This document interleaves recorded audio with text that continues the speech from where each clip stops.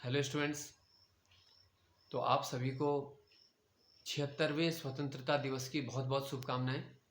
तो आज जो है स्वतंत्रता दिवस है और इसीलिए मेरा मन किया कि आज फेस टू फेस जो है आपके साथ बातचीत होनी चाहिए। ठीक है, वैसे तो हम वीडियो कुछ ना कुछ डालते रहते हैं, कुछ ना कुछ अपडेट चलता रहता है, तो उसके भी ऊपर भी थोड़ा बात करेंगे आपके साथ। और पहले आप सभी को बहुत बहुत शुभकामनाएं, ठीक है, स्वतंत्रता दिवस की।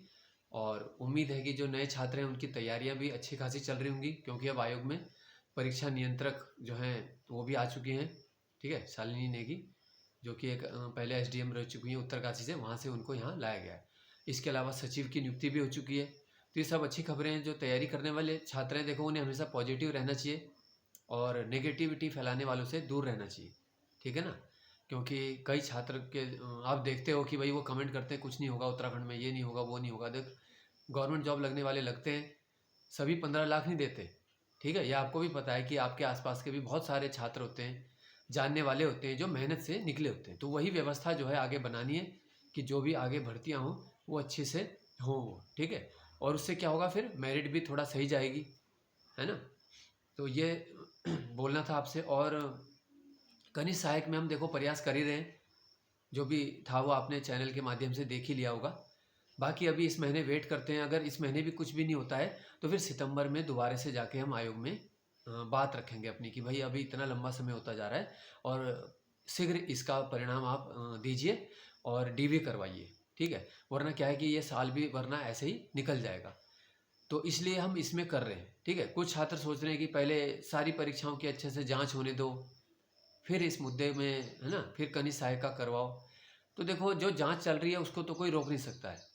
ठीक है, एसटीएफ जो जांच कर रही है, तो किसी में ताकत नहीं है कि ना उससे नई जांच करवा ले एक्स्ट्रा, और ना किसी में ताकत है कि जो भर्ती में धांधली नहीं है उसमें धांधली करवा ले।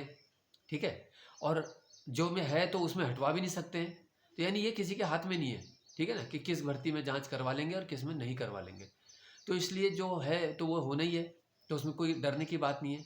ठीक है, ऐसा नहीं है कि भाई मेरा इसमें हो रखा है कनिष्ठ में तो हम वो करें। जहाँ भी अगर कुछ गड़बड़ भी है तो कर लो जांच, और उसको व्यक्ति को देखो दंडित होना चाहिए। ठीक है, कम से कम आने वाले जो बच्चे हैं उनके लिए तो नया मैदान तैयार हो रहा है, सही साफ सफाई जरूरी है ना। तो मेरा ये मानना है व्यक्तिगत रूप से। इसीलिए हम प्रक्रिया को कह रहे हैं कि भाई अभी कम समय नहीं हुआ है। देखो, कई कह रहे हैं कि इसमें तो अभी इतना समय नहीं हुआ है, तो विज्ञप्ति को तो 2.5 साल हो चुके हैं, तब से छात्र लगे हैं ना इसकी तैयारी में। तो इस वजह से पर्याप्त समय होता है, और अभी ज्वाइनिंग तक होते होते ये, है ना, पूरा 3 साल हो ही जाएगा। अगर अभी भी प्रक्रिया सही समय पे चलती है तभी भी 4-6 महीने आगे लगी रहे।